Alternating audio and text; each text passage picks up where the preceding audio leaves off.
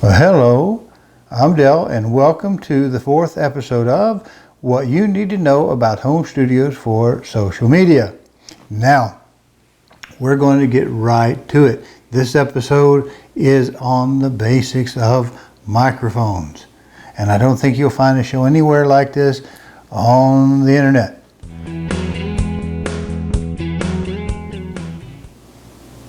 Now, when I told you in the previous episode, we did a talk through of two studios here in the home. Now they both are very different for different purposes, and I can swap functionality around depending on the need as far as the hardware goes.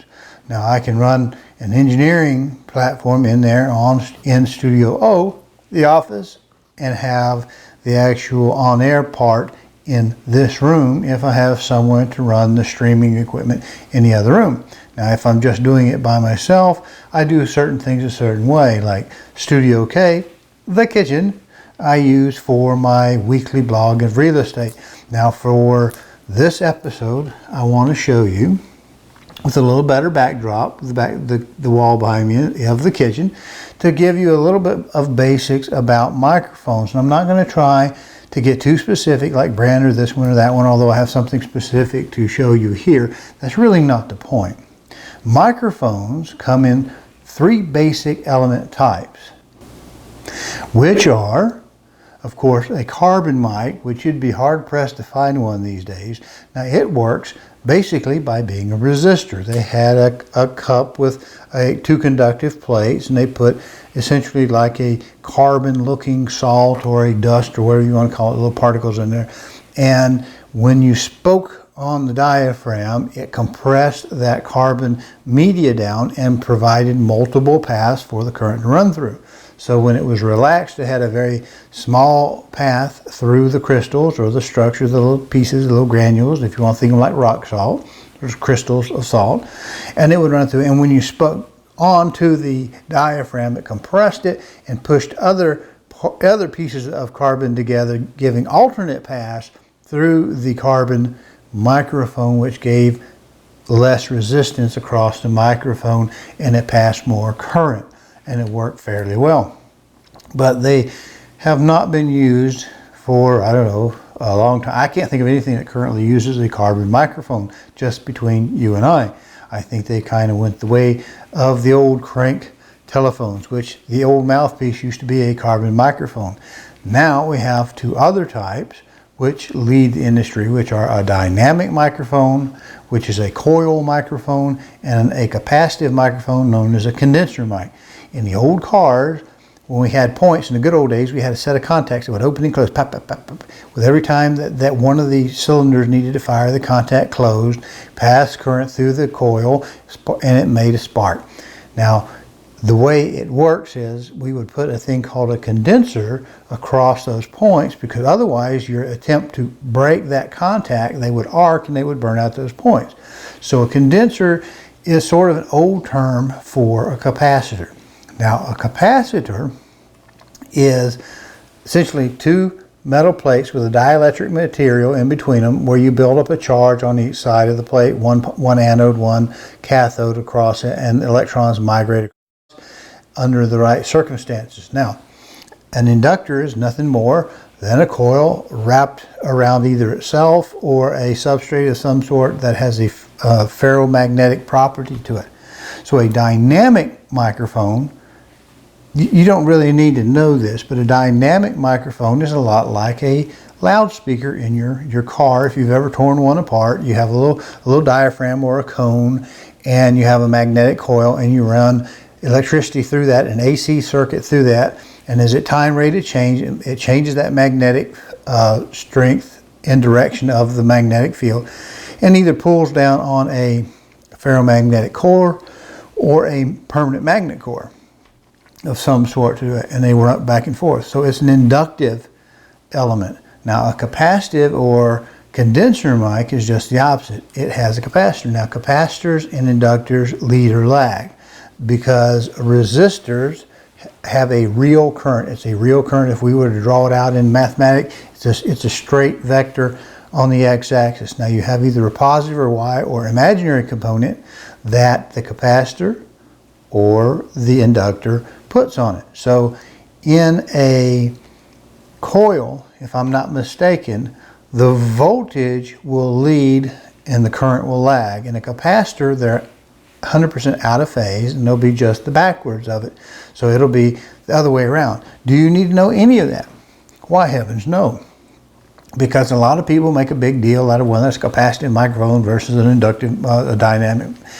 But that's really not what's important to you as someone trying to set up a little podcast or a video. All you need to know is will it work for what you need it to do. Now, in front of you, we have one of the probably the most famous that people use. Is something I like to use. It is a condenser microphone, fairly large element in there, so it's fairly sensitive, and I can keep it 12 inches away from me and still get a good audio.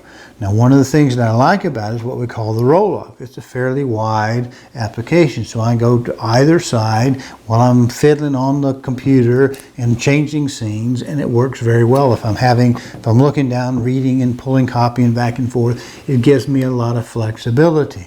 And so I like that about a condenser mic. A lot of condenser mics naturally have a little brighter tone to them. A lot of people use a condenser mic for laying down vocal tracks, say in a studio where it's kind of quiet.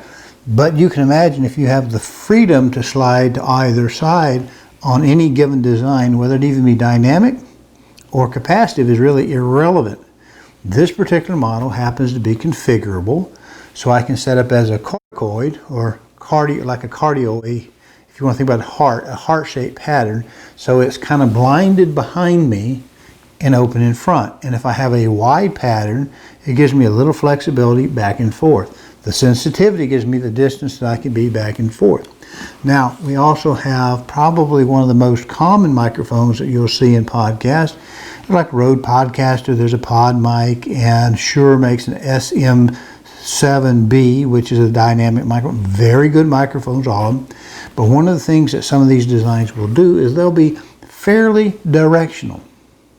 So if I were talking to someone and doing an interview and I had a microphone like this, they would either need to be sitting kind of side to me between the two of us, like here and here, and we talk to the same microphone center proximate to both of us, or we might have it on another way. If we had a table stand mic, there is a mode where we can put the back microphone on, so it picks up them, it picks up me, and we can oppose each other. We can look directly at each other while we talk through a show. And that's nice because this is it has an electronic amp. All the amplifier and goodies are inside of this nice boat anchor sized microphone, and it's a USB connected, so I don't need any other gear than the microphone. Now with the Shure SM7B, which is another very famous one, it works good, and you might see that microphone on certain shows like the Conservative Twins. The Conservative Twins, if I'm not terribly mistaken, use SM7Bs, and then each brother has his microphone pointed directly to him. They're kind of close proximity microphones. And why you might want that type of equipment for that type of operation versus me in Studio O in there, where I'm turning my head and I'm looking and I'm keeping up with, and I want a wide pattern and I'm by myself, is when I have like two people sitting down, I might want something that's fairly directional and fairly close proximity. And the reason is because if I got brother A and brother B and we're both talking and they're both talking, I don't want B's microphone picking up A's voice, because we start to get that kind of echoey and you get a little bit of a laggy, kind of a hollowy sound. So with each one of them having a microphone either boom mounted like this or desk mounted, whichever way they might be, it kind of helps isolate the two voices from fighting each other in our audio mix. We also have the difference between a wired microphone like this. This is a USB.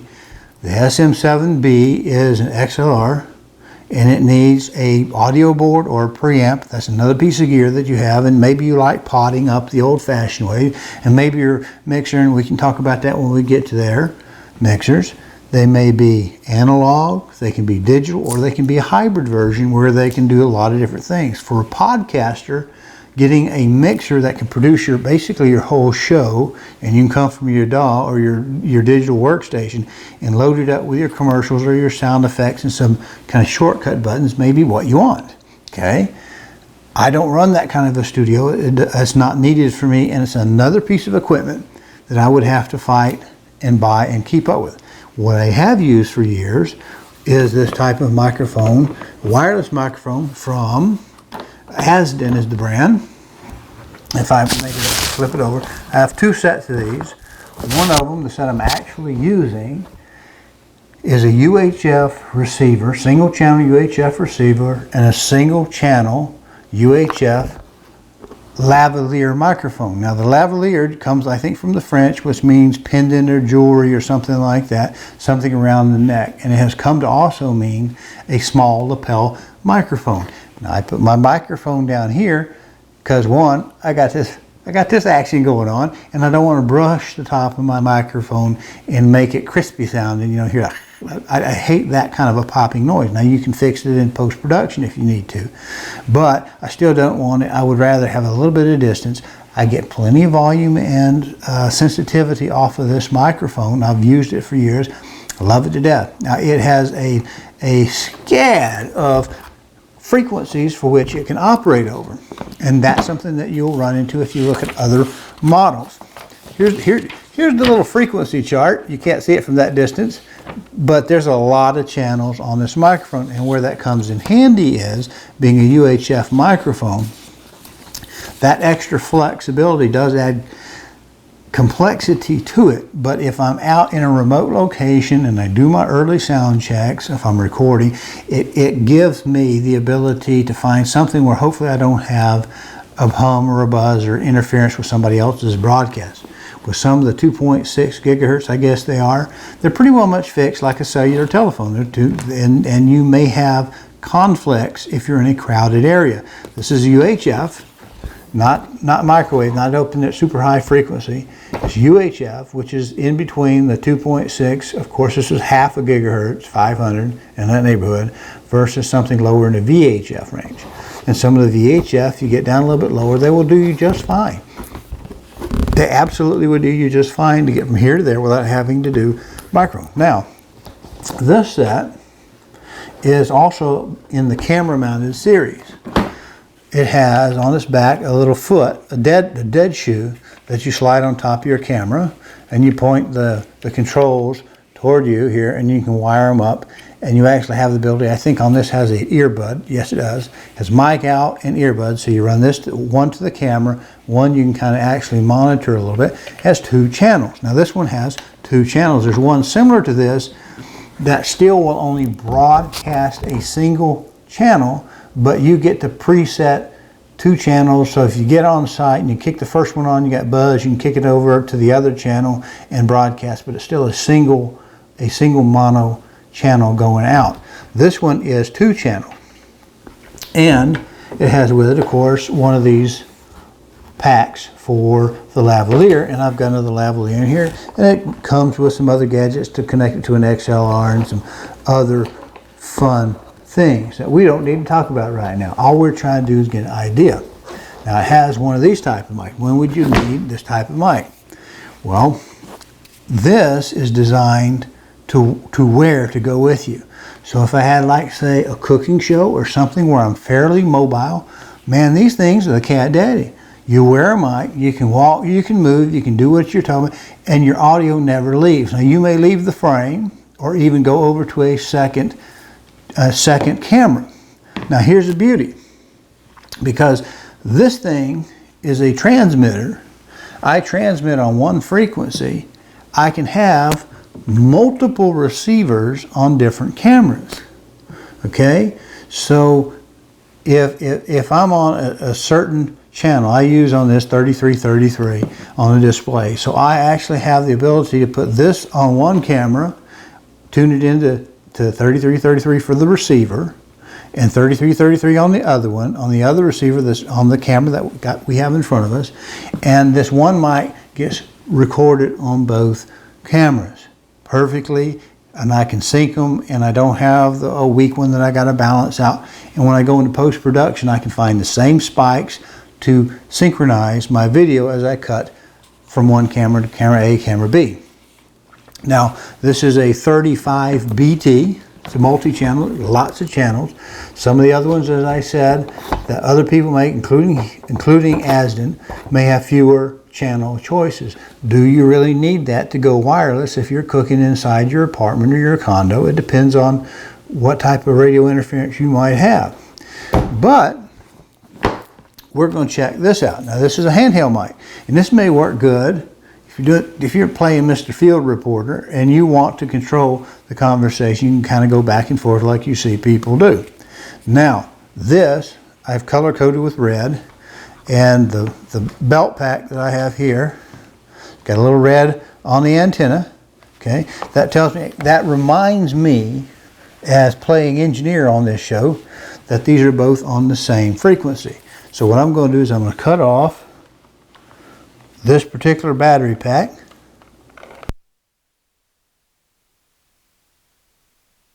and turn this one on. I'm going to go ahead and clip that back on my little belt hook or something. If I can get it to stay, it's going on something down there so it doesn't fall off and unplug my wire, my microphone.